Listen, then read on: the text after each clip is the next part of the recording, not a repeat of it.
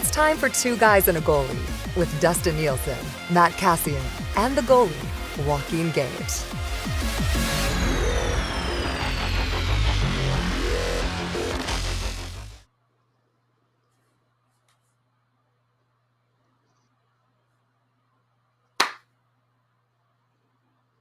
Nope, we cannot. Nope. Dustin Nielsen is he is live, but we cannot. Can you hear me now? Now you can hear me. There you go. A classic mix-up by me. Turn your mic on, you idiot. God. I'm so excited for trade deadline day, you know? You know what? I do it all the time. Tommy probably gets mad at me. He doesn't tell me he's mad at me, but I know he gets mad at me because it's like I'll mute, like if I'm going to cough or something. Yeah, like, on pre and post. And pre and post, and then I just forget to unmute. And so I'm sitting there, I'll start to talk, and he'll be like, and Cass is muted again. I thought I banged my radio in my car like 3 times the other day. Yeah, like, oh, what's wrong? What's wrong? Yeah, like, sorry, buddy. That's my fault. It's not working. You know what? I'm just it's just the, you know, it's the ultra pregnant pause. You know, that's what it is. Just nothing wrong with the good pregnant pause, but the ultra pregnant pause is not good. The ultra pregnant pause is a little bit too much. Yeah. Last thing pregnant again? No, we're not pregnant again. There's no chance. Elizabeth had a birthday party yesterday, and we're at a place, and one of the moms there had a 4-month-old, and I was holding the 4-month-old, and I was like, cutest little baby, chubby cheeks. Tammy walks by, I was like, held it up like Simba. I was like, what do you think? One more of these? And she's like, no chance. It's happening, which I'm totally fine with, but it's fun being around. I told her, I said, I like to hold a baby once every 8 months, you know, just for like 10 minutes, get my fix. And that's it. Get your fix in. Yeah. Yeah, exactly. Gage was just shaking his head in disgust. They're gross. They're gross. I mean, I disagree. Yeah. I love it's one of my favorite I love things. Babies. I'm a big time baby guy. Yeah. Your kids are basically babies. Wait till they become teenagers. And then we wanted to be a baby even more, you know? Yeah. Yeah. That's how I feel. That's how I feel. All right, we've got lots to get to today, obviously. The Leafs pulling the trigger on another deal here with the Chicago Blackhawks. All the teams in the East, like the elite teams in the East, with the exception of Carolina, have already made moves. Deadline day could actually end up being pretty quiet, considering significant pieces that have already moved. But let's just throw it out there to start with this. Cass, what's the move that has impressed you the most or caught you most off guard or the most newsworthy move, in your opinion, so far? I think the Devils' acquisition of Meyer, to me, is the biggest one. Like that to me is huge, expensive and huge. You know, they're already an offensive team that plays really, really fast. He makes them a little bit more deadly up front. You know, them getting into the arms race, I mean, that's massive. Now, if Kane does in fact go to New York, you know, I think that one will trump all for New York being able to make both Tarasenko and Kane work. But for now, to me, it's the Meyer trade. I think in a really, really competitive division, we know a number of teams were in on that one. That one to me that's the big sticky one for me right now. Gager, what about you, buddy? What's the biggest thing? What's moved the needle the most for you? I think it's Orlov, to tell you the truth. Just to Boston. Up Boston. That's, to me, there's only so much offense, right? And we talk about that in Edmonton on a regular basis. They don't need any more. Adding something else usually disrupts the chemistry that's already there. I like the role playing, the extra body, or the solid defenseman that can start chewing away minutes that maybe some other guys you can pull back from a little bit and make them even more effective. So, and what Boston has up front, we'll see it tonight. I can't wait. This is going to be a great game to watch. But, I just think out of all the moves so far, I think Boston hit it right with the signing of Orlov. He's a very dynamic defenseman that's good on the back end too. So I would go with the Bees. The one that sort of made my ears perk up the most was this Tanner Jeannot deal, because it was Cal Foote and a first, a second, a third, a fourth, and a fifth. Cassie had over 20 goals last year. He has 5 goals and 9 assists this year. He's not having a great year. So I immediately think, okay, a major overpay by Tampa. 5 picks and a player for Tanner Jeannot. But then you see everybody try, well, not everybody, but certain people will say, Tampa's done this before. It's paid off before. It's the Tampa Bay Lightning. They make great decisions. So does that, because of what Tampa's accomplished over the last 3 years, Cass, do we look at them giving up 5 picks and a player for Tanner Jeannot differently than we would look at if Ken Holland gave up 5 picks and a player for Tanner Jeannot? Well, I think you do have the history there that they've done it. Man, that one was really expensive. Yes. Like, that's really expensive. But he's young. That's on the flip side. He's young. And he's makes big like no body. money right now. Yeah, he's cheap, and so he fits in, which is where I get it. But that's a lot of picks. That's a lot of picks to trade. And Cal Foote, too, who's not a nobody prospect either. So, yeah, I mean, that's really, really expensive. But like, so if you're Do you Tampa, think that's worth it, guys? well, I don't think that's he's a worth big it. body, crash and bang. Like, is that worth it? Playoff value type of thing, or? See, here's the thing: is like Tampa's at the end. They're in a really tough division. They're at the end of their window with the age of some of their guys. They're at the end of the window. So I understand you're trying to do it, but to me, like, you basically gave up an entire draft class. Like, you gave up an spread entire out over draft different years, class. but you're right. I mean, that's 5 of the 7 picks. Yes, I know it's Yeah. spread out, but like in terms of total numbers, like Yeah. you gave up a whole draft class for a guy. Oh boy. That is a lot. When you say it that way, like, they pretty much gave up, outside of the 6th and the 7th, they gave up an entire They gave up draft a whole class, draft class. for Tanner Jeannot.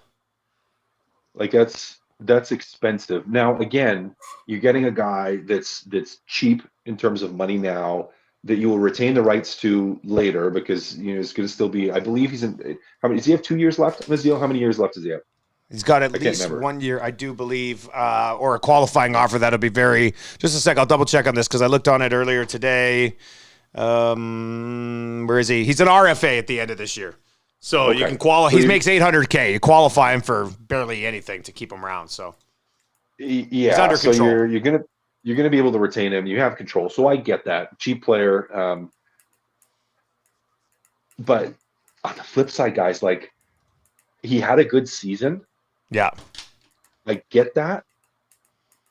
I mean, he's got 152 games, guys. It's not like, and I know he's playing on a Nashville team that doesn't have a lot of offensive potential. So, but man, I don't know. That to me is it's like a David Poyle farewell gift to whoever succeeds him as GM, to give him just this massive pool of draft picks to rebuild the franchise. Like, oh boy, guys, that's a pricey one. Like, I don't think that's the biggest splash, but man, that is expensive. Gager, if you're Poyle, like, you're like signing immediately and sending it off. Like, not to throw shade at Tanner Jeannot, but a first, a second, a third, a fourth, and a fifth, and another roster And a player. Good prospect. Like, like, of course you're gonna hop all over that. I just can't believe, like, had somebody else offered a first, a second, a third, a fourth, and a different player, and then you're like, give you a fifth. Let's get this done. Like, that's wild to me. That price tag is wild to me. Yeah, it's a lot, but Tanner Jeannot, when he's a very, this doesn't sound right, but a dynamic player where he provides something that a lot of players do not provide. And he is always in the fight. He's huge body. He's scored. He's very difficult to play against. There's not many. I know on the offensive side hasn't been going that well for him, but there's not a lot of other comparables out there that play So you the way think he can. High price, but worth it for Tampa, basically? It's high, but I'm just saying, if you look around the league, what other players are like them? And if that's what you're looking for, and you get up into a 7-game series against, like, a lot of players aren't going to want to play against Tanner Jeannot in a 7-game series after like game 2, because he's such a bear to play against. He's an awesome, and he fights too. I mean, not that he makes them a much tougher team, I think, to play against, which I think you need. And maybe that was what Tampa was kind of looking for, just another maroon type guy that's going to bring everyone into the fight. So it's a lot, but there's just, you have to respect Tampa's willingness to be like, fuck it, we're all in again. You know, like, they've got everything. It's all the admirable pieces now. Yeah. Yeah, I mean, it's true. Who are you going to pick again? Like, do you see Tampa going to the? Well, I was just going to say, I was going to ask you final? guys this. Boston's made move. Mentioned Orlov, Hathaway. Toronto's made multiple moves now. The Rangers have made a move. Maybe another one coming with Kane. All of the elite teams in the East have made that move except for Carolina. They got a bunch of cap space. Carolina's going to do something. I mean, the question is, has any of this changed your thoughts on this, or is it still the Bruins conference to lose? Has any of these teams moved the needle enough that you would pick them over Boston in the postseason? I would take Tampa over Boston. I don't like teams that didn't go through any adversity throughout the whole year. Just if they get in that first round, if they lose the first game, all of a sudden everyone's freaking out. You need some peaks and valleys, I think, to deal with the emotional roller coaster of the playoffs. So I know Boston's good and had a great regular season, but come whenever, what is it, April 20th or something like that, it's a whole different ball of wax. Cass, still the Bruins for you, or I mean, I still you can maybe make a case for a bunch of these. Yeah, you could make a case for a whole bunch of teams. Like it's not wide open like the West, but there's still lots of really good teams. Like, I mean, if Tampa, Gager, like you said, if Tampa beat Boston, I'd be like, yeah, Tampa's a really good team. Mm-hmm. You know, if Toronto ends up beating Tampa and Toronto beats Boston, I'd be like, well, you know, Toronto does have some really good pieces. You know, New York, same thing. I'd be like, well, if New York ends up playing Boston at some point and they beat them, I'd be like, yeah. Like, now I would expect Boston to put up a fight in that, but there still are some really good teams. I don't think it's Boston's to lose. Like, I would have them as the favorite right now to come out of the East, which they still will be. Like at all the betting sites over at CoolBet, Boston will be the favorite when this is all said and done. Yeah, and they should be, but you know, there's enough other good teams that they're not a runaway. There's no runaway. The East is too good.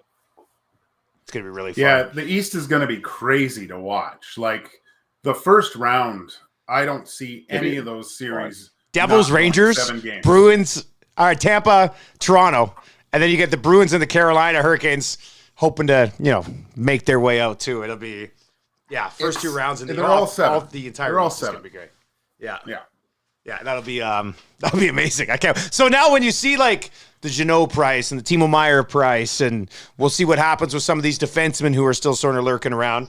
Do you guys think that Ken Holland, who hasn't done anything yet, Cass, do you think it's best for him to kind of hop in because things are moving right now, or do you play it patient and try to get a little bargain hunting on Friday? Well, you might have to look for some bargain hunting, like outside of the Orlov one. Are there any of these guys who are like, we kind of wish he was in on? Like, because you kind of look at Orlov and you go, okay, I kind of wish. But yeah, Orlov would have made sense. I mean, I know some Oilers fans would have liked him to get Jeannot, but I also think if Ken Holland gives up 5 picks and one of their young defensemen to get Jeannot, Edmonton's they're gonna lose their mind today. So no, that's too much. No, that was way too much. Like if it was Jeannot and like a first and a second and like a prospect, I'd go okay. You're retaining the player. He's a contract guy. Like I would have got. I would have understood. But to go like a third, a fourth, and a fifth as well. Yeah. So I would. I mean, I know some people like Lafferty. He's gone now. I still think the need is on the blue line, and there's a lot of defensemen still out there. So, Gager, you think you play it patient with these blue liners and see what happens, or what? Yeah, I think you have to. You can't overpay for like. Yeah, I'm trying. I'm on the fence on the right or the left side for a D-man, but then I look at the landscape and I'm like, what guy really solidifies that need, and how much is that going to cost? I'd have buyer's remorse, I think, if I had to pay too much for one of these players. But I like the fact that he hasn't jumped the gun. I think he should wait till Friday when guys start panicking and I gotta move this guy and stuff, and then maybe he'll be able to pick and choose at that point. All right, let me throw some defensemen your way because Darren Dreger this morning threw my show into a frenzy. Starting with Ekholm. Let's start with Ekholm. Matthias Ekholm, 3 years left after this year. I think the number is 6.25. I will double check on that if you just give me a second. But he's 32 years old, but he's got 3 years left. The numbers, I know some people have tweeted at me and said, Dusty, Ekholm isn't what he once was, which is understandable because he's 32. But yeah, he's got this year and the next 3 years at 6.25. So you get this veteran guy under control for the next 4 postseasons at a number that's not that bad at 6.2 if you can make it work. Cass, is this a defenseman that you'd be willing to move some significant future pieces for? Win now mode, I guess it depends what you mean by significant, but he kind of fits the bill of a guy that can play in that left side and play in your top 4. And again, yeah, probably not the player that he was, but he's still a pretty good defenseman. He's still going to help you out. He makes your blue line better for sure, right? Like that's not a discussion, is it? Yeah. Nope. To me, he makes your blue line better. So would I be interested? Absolutely. I'd be interested. Now, how much are you willing to move for him? I don't know. But the big thing for him, and the reason that I think it's doable or something you should look at, is that he's got term left. This isn't a one and done. Like, I still would be wary of the one and done UFA guys this season. I think next year is the one and done UFA season. That's a full blown rental year next year, you think? Yeah. Next year's a full-blown rental year. You gotta absolutely go for it. It's like one more year of building, of getting guys that are going to be around, and then next year's the heavy year for rental guys. So you don't want a rental. He doesn't fall into that rental category. Or his best years behind him, probably, but you're still getting a very good, very serviceable, very solid defenseman, veteran guy that's been around. So I like it. What are you willing to give up? Yeah, I don't know, Gager. You got any thoughts on this? Like, what would you give up? Like, I haven't even seen a rumored ask yet, but seeing what players are moving for right now, I don't think that's a cheap deal, Gager. No, and I just plays 21 minutes a night in Nashville right now, so he could definitely play 20 minutes on the Oilers' blue line. Yeah, it depends on the price. I guess I do like it. He's not what he once was, though.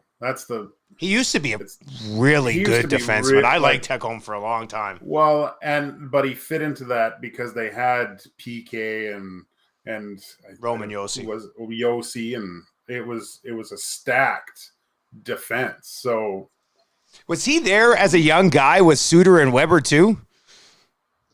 There might have been a little bit of crossover there, like early in his career. Suter. I don't think Suter. Not Suter. Suter would have been gone. But with Weber, he would have been there with Weber. Weber, maybe, yeah. But Jason Arnott didn't have some good things to say about Suter. Wow, I didn't see that. It was a while ago. What was it, Gager? I missed that. He basically said he was cancer.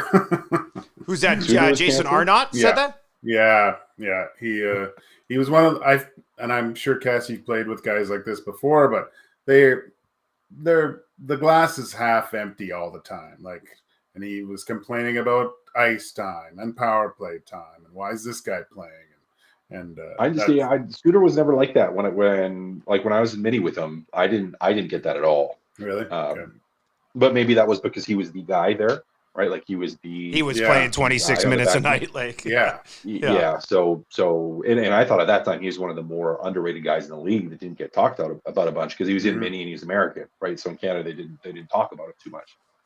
So my experience was very, very different. Now, did he stay like that? Probably not, especially as the team continued to struggle and not have success there, and then eventually he gets moved out or bought out rather. But that wasn't my experience, so I can't.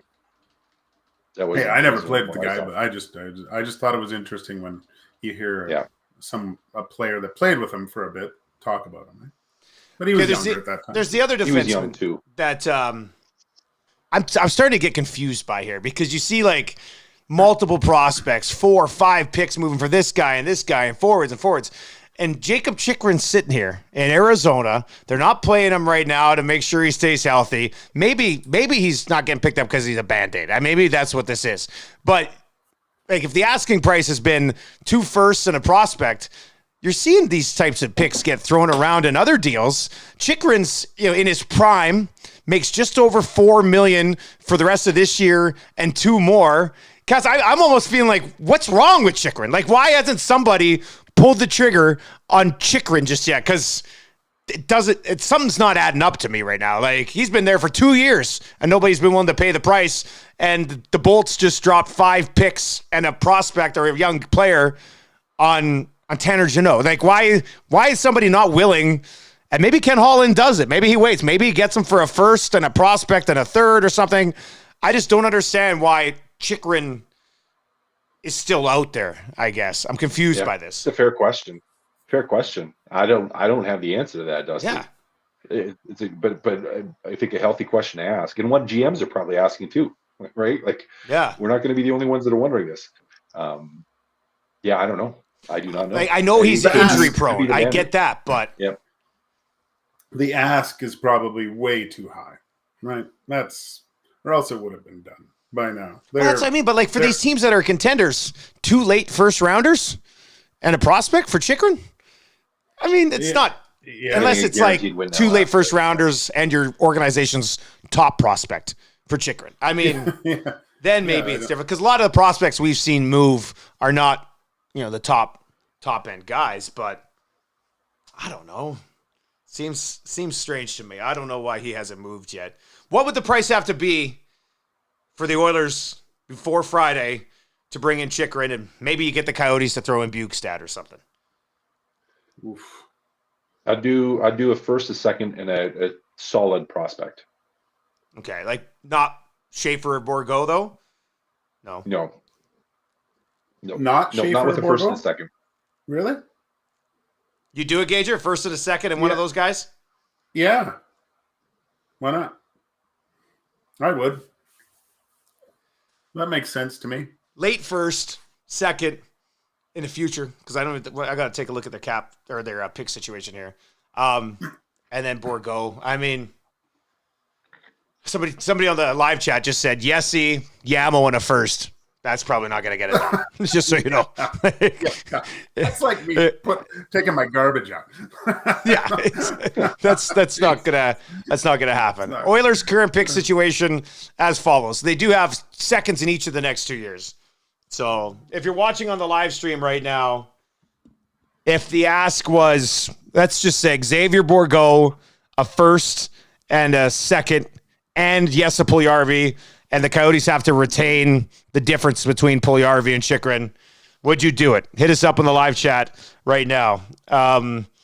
Shane says, absolutely. No disrespect to those guys, but are they NHL ready in the next year or two? And even if they are, nothing against Bourgault, but the Oilers got a bunch of forwards sitting around here anyway, right? Like they've got the scoring part taken care of. If you can sacrifice it on the blue line, maybe that'll be worth it at some point. I mean, I would think, but yeah, I'm see here's the reason, like with Bourgault or Schaefer, I'm hesitant. It's not because I think they're going to help the team in the next year or two, because I don't think they will. But as I said, I think next year's your rental year, and you need to retain some assets to look at that. And those two guys, I'm just like, can you spread out? But if you have Chychrun, you might not need a rental blue liner next year, right? Because you might not there. Well, but you're probably looking at like a depth rental in that case, maybe. I don't know. It is expensive, but maybe I would pull the trigger on it. You know what? If they'll pull the trigger on it, Chychrun will come in, get hit, and then he's out 4 to 6. Yeah. Well, that's the other area of concern, which is why I didn't even want to talk about Edmondson on this podcast, because I know Dreg said they were linked to him as well, and he's got a back that might not allow him to play in the National Hockey League over the next couple of years. And I don't know. That's a no-touch zone, no-fly zone for me. Cass, you'd mentioned Edmondson a few times, but he's pretty banged up right now, and he's been getting caved 5-on-5 as well. I mean, I think the only way I could see that happening is if, like, at the deadline, Holland gets nothing, and the Habs are like, hey, 4th-round pick. And he's like, okay, fine, whatever. Get something. Yeah, he was dirt cheap.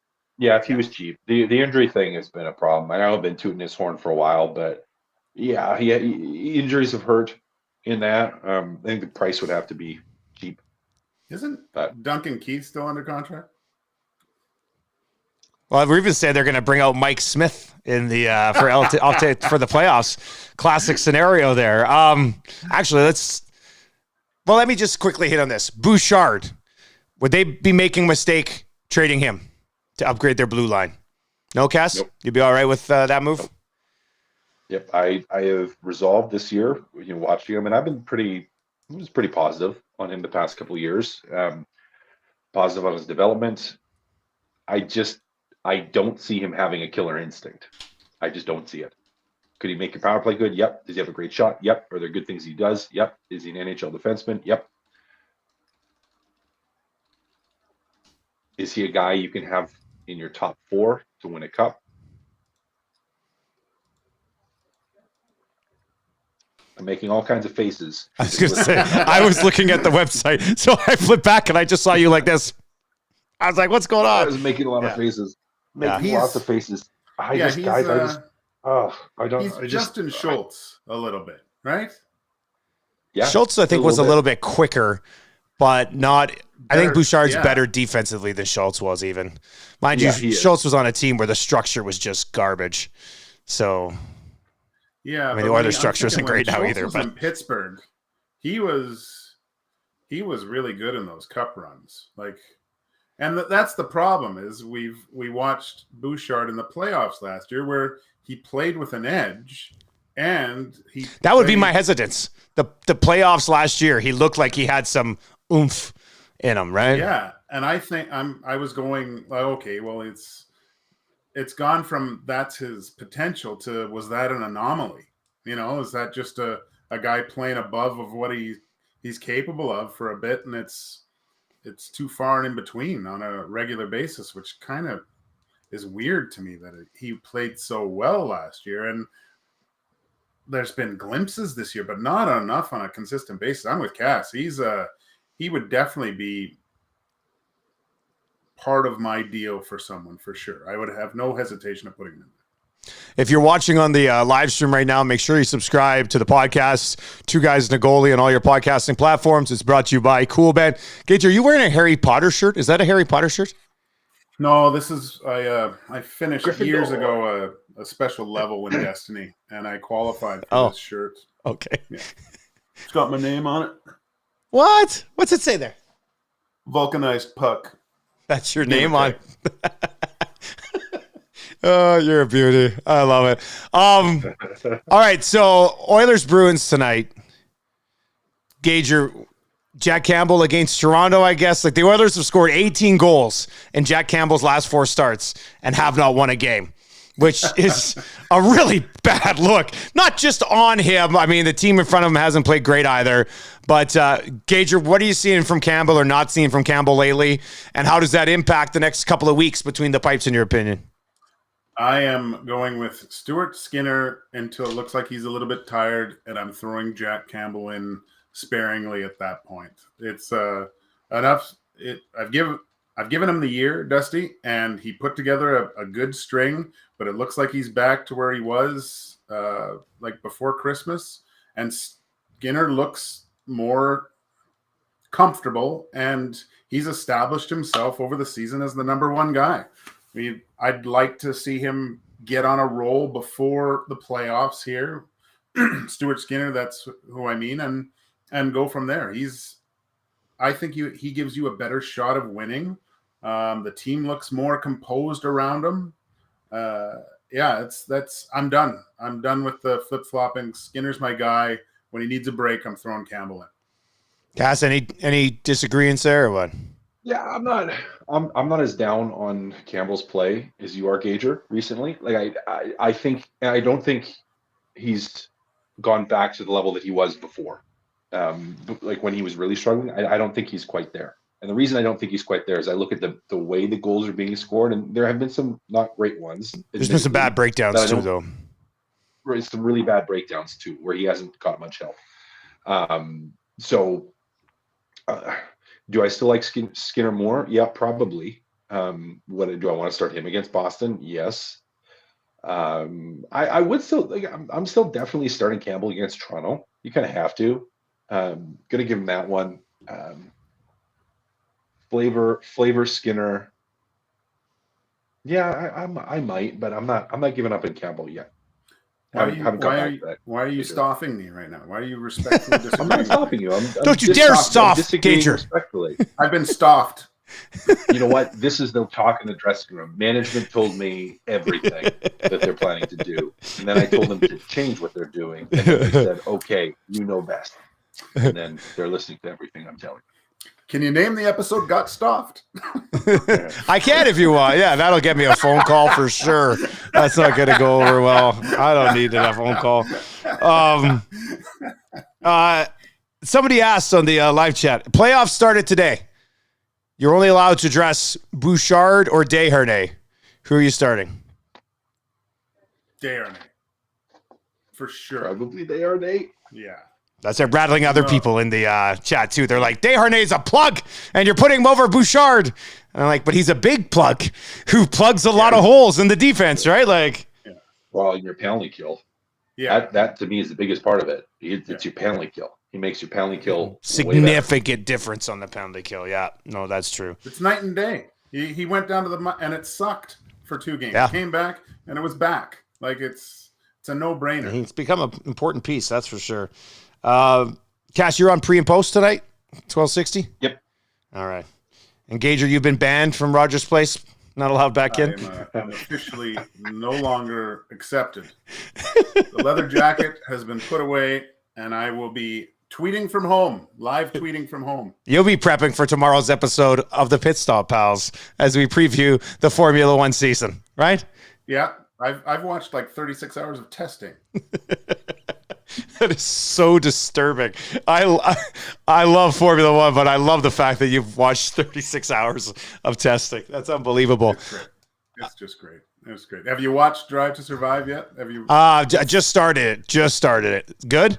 So good. So good. All right, good. I thought it would suck, but it's really good. Because you know everything already, right? But it's still good. Well, no, but they're showing some more team principle stuff. So. Oh, that's always fun stuff. That's good. All right, what happens tonight, guys? The Oilers are better on the road than they are at home. Sometimes they play up to the competition. Sometimes they play down to the competition. Look, if you want to bet this game, you can go bet it. Probably go like over on a McDavid shot prop or something. But I have no idea what's going to happen tonight. Do you guys have a lean one way or the other here? I know exactly what's going to happen. Let's hear it. So Oilers are going to come out gangbusters, up by 2. Boston's going to wear down, come back. Boston's going to go up 3-2, scoring late. McDavid, end of the game, 3-3. And then Brad Marchand, overtime goal, 4-3 Bruins. Spectacular game, heartbreaking, but fun to watch. So if the Oilers go up 2-0, I should live bet the Bruins at coolbet.com. All right. That's I'll keep that in mind. Cass? I don't know what's going to happen. I know. That's crazy. I mean, if they're playing their game, they could beat the Bruins 5-2. Yep. And if they aren't, they could lose 7-1. So I don't know. It's really the test to me tonight is, can your defense deal with Boston? Can they deal with Pasternak? Because they're going to get chances. Like they generate offense. Even when teams don't make mistakes, they will generate some offense. Like you can play them well and they'll still get their chances. So can Oilers negate that? And do you get the extra save? That's could be the difference. Yeah, they're going to need the extra save. They can't let the other goalie score too. Well, don't start Campbell then. All right, that's going to do it for this episode of Two Guys and a Goalie. Thursday should just be lights out. There's going to be a lot of stuff going down. And if Holland hasn't made a move yet, we're going to have 1,000 people bitching in the live chat, which I'm totally here for. That would be great. As always, Two Guys and a Goalie, brought to you by our wonderful sponsors over at CoolBet. If you're not yet signed up for an account at CoolBet, maybe you want to bet that Oilers game tonight, use the code 2GUYS, number 2 in the word guys, when you sign up for an account. And best of luck on that. Enjoy the game tonight. We'll be back on Thursday, the day before the trade deadline, and the day after the Toronto Maple Leafs are in town, which should be pretty good as well. Boys, we'll talk to you then. Awesome. Later, boys.